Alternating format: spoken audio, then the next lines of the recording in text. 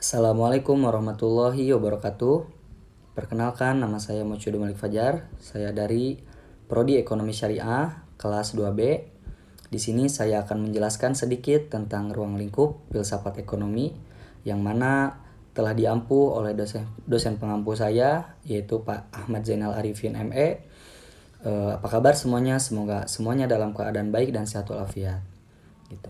Berbicara tentang filsafat ekonomi, filsafat ekonomi ini mencakup berbagai aspek yang meliputi yang pertama, ontologi, epistemologi, dan aksiologi, serta berkaitan dengan teori dan pemikiran tokoh-tokoh utama dalam sejarah pemikiran ekonomi.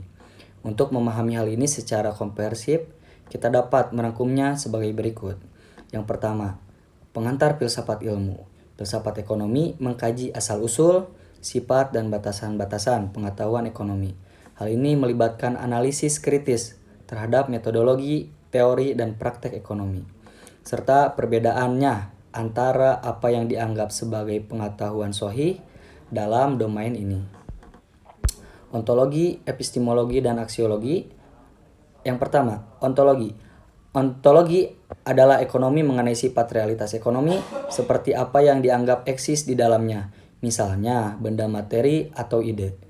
Epistemologi adalah teori ekonomi membahas tentang sifat dan sumber pengetahuan ekonomi, termasuk bagaimana kita memperoleh pengetahuan tentang fenomena ekonomi dan lain sebagainya. Lalu ada yang ketiga, aksiologi. Aksiologi ialah ilmu ekonomi yang mengkaji di dalam nilai-nilai dan tujuan ekonomi, serta bagaimana nilai-nilai ini mempengaruhi pilihan dan keputusan dalam konteks ekonomi. Lalu di sini ada teori tentang teori fisiokratisme. Fisiokratisme adalah teori ekonomi yang menekankan peran penting pertanian dalam kegiatan ekonomi suatu negara. Mereka percaya bahwa kemakmuran suatu negara tergantung pada produktivitas sektor pertanian. Itu. Lalu di sini ada beberapa tokoh-tokoh dalam ekonomi. Yang pertama ada Adam Smith.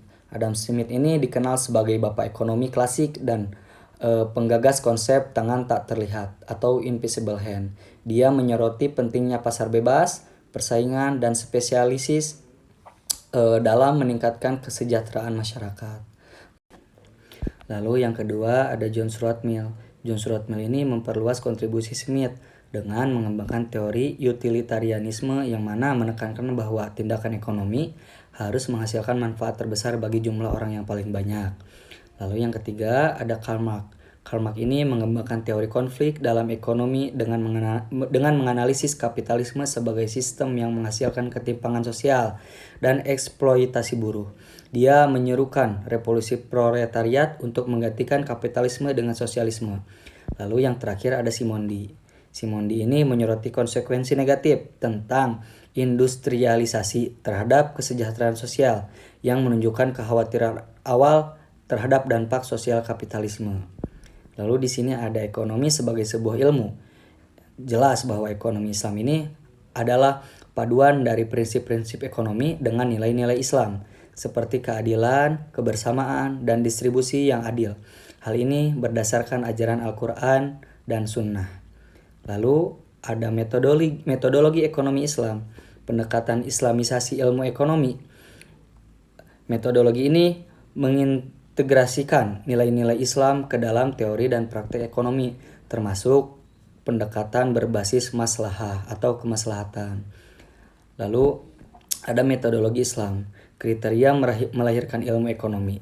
Kriteria ini meliputi kesesuaian ajaran Islam, memberikan solusi yang praktis dan mencapai tujuan kemaslahatan umat. Lalu ada etika-etika dalam nilai ekonomi Islam. Etika dalam nilai ekonomi Islam mengedepankan integritas, keadilan, dan kejujuran dalam setiap aspek ekonomi, dari produksi hingga distribusi. Lalu ada landasan filosofi sistem ekonomi Islam dan sistem ekonomi lainnya. Sistem ekonomi Islam berbeda dengan sistem ekonomi lainnya karena mengintegritasi prinsip-prinsip etika Islam dan regulasi ekonomi, yang mana menekankan kepemilikan yang sah dan menekankan keadilan sosial. Lalu ada filsafat produksi, konsumsi, dan distribusi dalam ekonomi Islam.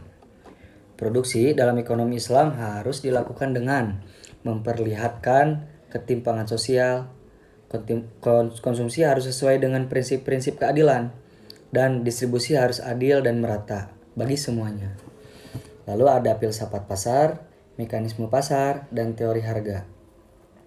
Ekonomi Islam mengatur semuanya dari mulai pasar, yang mana untuk mencegah monopoli dan penipuan, mengatur mekanisme pasar yang sesuai dengan prinsip-prinsip Islam, dan menentukan harga yang adil dengan mempertimbangkan kualitas barang dan keadilan sosial.